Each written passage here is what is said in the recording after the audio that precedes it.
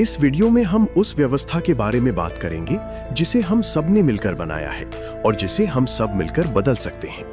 ये बातचीत किसी को गलत या सही साबित करने के लिए नहीं है, बल्कि बेहतर समाज के निर्माण के लिए है। जब हम पितृसत्ता की बात करते हैं तो अक्सर लगता है कि ये सिर्फ पुरुषों की सोच है, लेकिन सच्चाई ये है कि इस सोच को आगे बढ़ाने में महिलाओं की भी भूमिका रही है।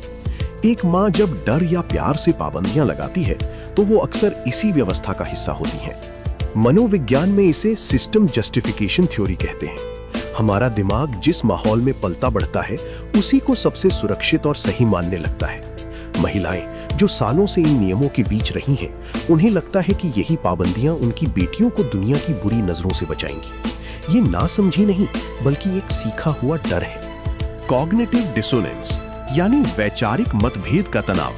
हम बेटियों को आर्थिक रूप से आजाद तो बना रहे हैं, लेकिन मानसिक रूप से उन्हें दोहरी मेहनत के जाल में फंसा रहे हैं। बेटा थक कर आता है तो आराम करता है, लेकिन बेटी थक कर आती है तो चाय बनाती है।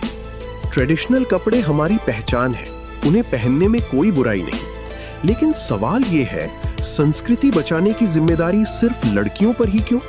अगर परंपरा और मर्यादा इतनी जरूरी है तो नियम लड़कों और लड़कियों दोनों पर बराबर लागू होने चाहिए। एक तरफा नियम सुरक्षा नहीं, बल्कि बंदिश बन जाते हैं। इंटरजेनरेशनल ट्रॉमा या पीढ़ी दर पीढ़ी का डर। एक सास जब अपनी बहू पर वही पाबंदियां लगाती हैं जो उस पर लगी थी, तो वो अनजाने में उसी पुराने चक्र को दोहरा रही होती है।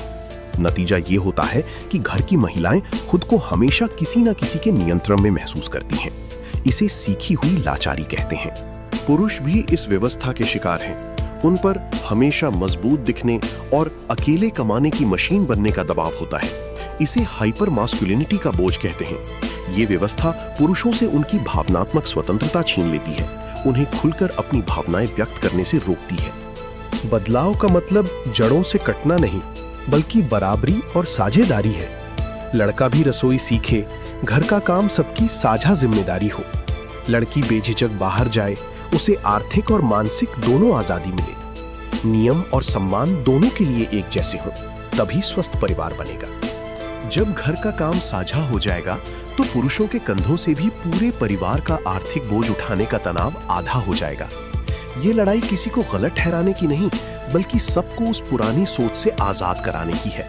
जब हर कोई सुरक्षित और आजाद हो, तभी परिवार सच में खूबसूरत होता है। एक बार सोचिएगा, क्या एक ऐसा परिवार खूबसूरत नहीं होगा जहां नियम, काम और सम्मान दोनों के लिए बराबर हो और हर कोई सुरक्षित भी हो और आजाद भी? उन पुरानी सोचों को पहचानें, खुलकर बात करें और साझा जिम्मेदारी से बदलाव की शुरुआत करें।